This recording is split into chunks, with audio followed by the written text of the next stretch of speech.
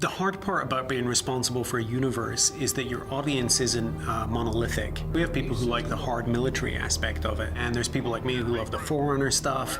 We have other people who are in love with Cortana.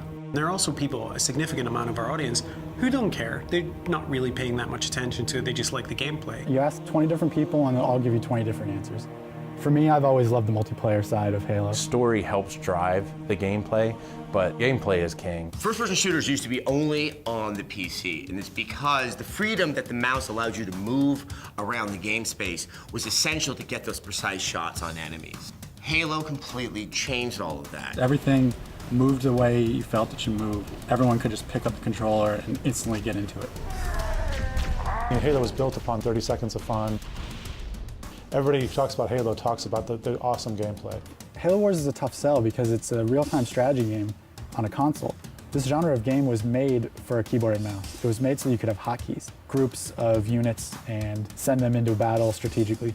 Take all of these guys and just watch them destroy people. There's a lot of fun of the RTS that console players have not gotten to experience. Bringing that to a controller with a limited number of buttons is not an easy thing to do. We wanted something that was inviting and very easy to play, so that's where the rule of 8 came from. I get this nice, attractive looking menu. There's at most 8 things there, the rule of 8. We ended up with cooler, more individualized units because, to be honest, we couldn't have that many. This opportunity to do it on the console is a way to sort of reevaluate what is key, what is core to a real-time strategy game that isn't through 30 keys on the keyboard, but a handful of buttons on the controller. Halo's it is the best game ever made. I love military strategy, so both in one, it's almost too good. Everyone that we've showed it to them, when they reached the end of the first game, the first thing they ask is if they can play again. I think my girl's gonna break up with me because I'm not gonna stop playing it. If Halo is cool, it's cool because it's full of cool stuff that people want to use and play with and destroy and blow up and shoot. It is a universe full of things to play with. Halo has a really distinct visual style to it. There's a distinct visual style to the Covenant versus the Space Marines and their vehicles. Even some of the different classes of aliens and classes of soldiers. This is a way to look at all those other cool machines, all that other cool technology, those other aspects of the Halo universe. Having the opportunity to add to a universe like Halo is exciting. We start with the core of what was from Halo. What's going to be recognizable? I see Spartans, I see a Warthog, I see a Scorpion tank. And those are all iconic things that everybody loves. The Banshees, the Ghosts, these are all things that people can recognize at a glance, even recognize the audio of those things. And hold on, I know that sound. I've heard that sound before. It almost makes you appreciate how much of this series we've just sort of subsumed into our subconscious.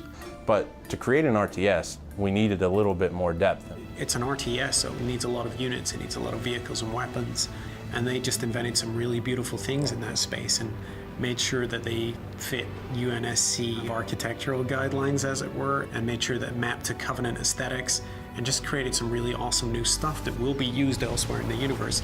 Every time we add, we embrace, and you'll see it pop up in other places. The fact that we can go on Xbox Live to play other people, that is going to be ridiculous. You have to think a little more strategically. It's not as clear-cut as playing Halo as a first-person shooter, because, if you see him, shoot him. In Halo, you're typically only seeing 10 problems ahead of you. In Halo Wars, you can see them by the 100. We have to have a lot of depth in there. It can't just be, oh, I build my 3 Spartans and it's game over. There has to be a counter to that, and there has to be a counter to that counter. As you play it, I think that the layers of the onion get peeled back, and the subtleties of the strategy that we've built in there become more apparent. Like, you can tell that this game can be very competitive. It can get hard at a competitive level, and that's the good thing. Like chess, if you win, it's all you. If you lose, you're not as smart as the other guy. A game is a series of interesting decisions, and a strategy game is, like, I think, the perfect embodiment of that. With any kind of universe as big as Halo, the sky's the limit of how far it could actually go.